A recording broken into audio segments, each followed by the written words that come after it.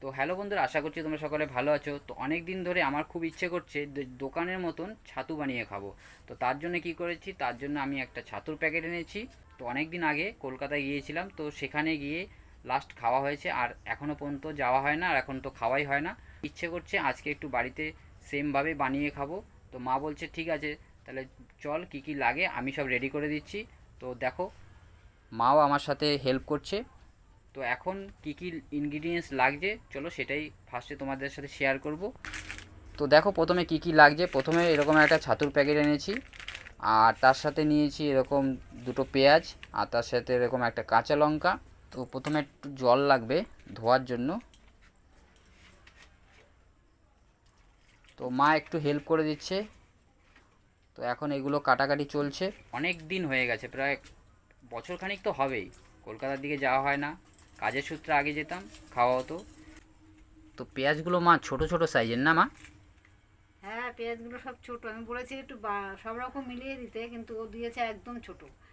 তো বন্ধুরা, এখন মা এক এক করে পেঁয়াজগুলো কাটবে।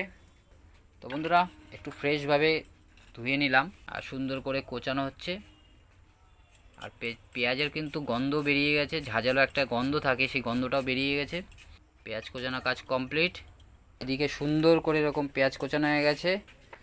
আর এদিকে আগের থেকে আমি বাটি গ্লাস দুটো রেখে দিয়েছি।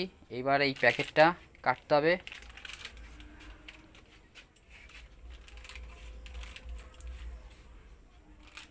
তো প্যাকেট কাটা কমপ্লিট।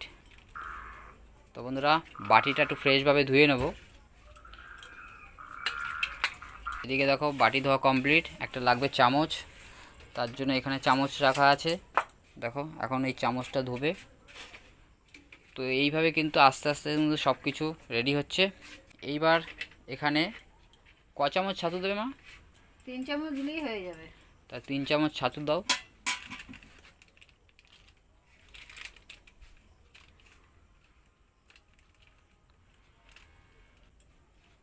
তো বন্ধুরা দেখো, প্রথমে 1 চামচ দেওয়া হয়ে গেছে। এই 1 চামচ গেল, এই 1 চামচ গেল, ব্যাস 3 চামচ হয়ে গেছে। এবার দেবে জল। এই যে জলটা দিয়ে দাও, পরিমাণ মতন জল দিয়ে দাও। আর একটু জল দাও। এটা একটু ভালো করে ঘুটিয়ে নিলাম। এবার এর মধ্যে কি যাবে মা? এবার তো তুমি পেঁয়াজ দিতে হবে, একটু নুন দিতে হবে, একটু লঙ্কা। তো বন্ধুরা, এখন এর মধ্যে যাচ্ছে পেঁয়াজ, আগে থেকে কুচিয়ে রেখেছিলাম, আর এই হচ্ছে কাঁচা লঙ্কা। তার সঙ্গে একটু লবণ দিতে হবে। তো হালকা পরিমাণ লবণ দিয়ে দিল।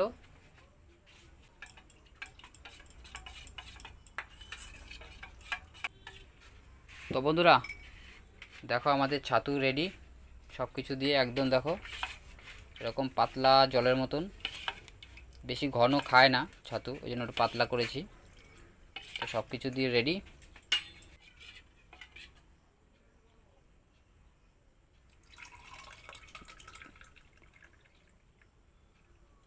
তো ফাইনালি বন্ধুরা, এই যে আমাদের ছাতু রেডি।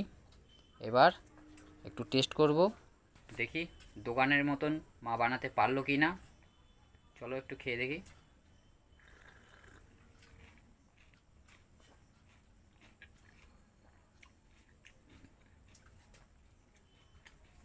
দারুণ লাগছে, একটু ঝাল ঝাল, তার সাথে কাঁচা পেঁয়াজ, এরকম ছাতু।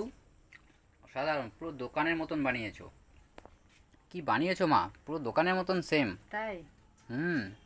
তো বন্ধুরা, তোমরা একদিন ট্রাই করো, খুব ভালো লাগবে। একদম মায়ের হাতে তৈরি দোকানের মতন ছাতু। কে কে খেয়েছো অবশ্যই কমেন্টস করো। আমার তো ভীষণই ভালো লাগলো। যদি তোমাদের ভিডিওটা ভালো লাগে অবশ্যই লাইক কমেন্ট শেয়ার করে দিও।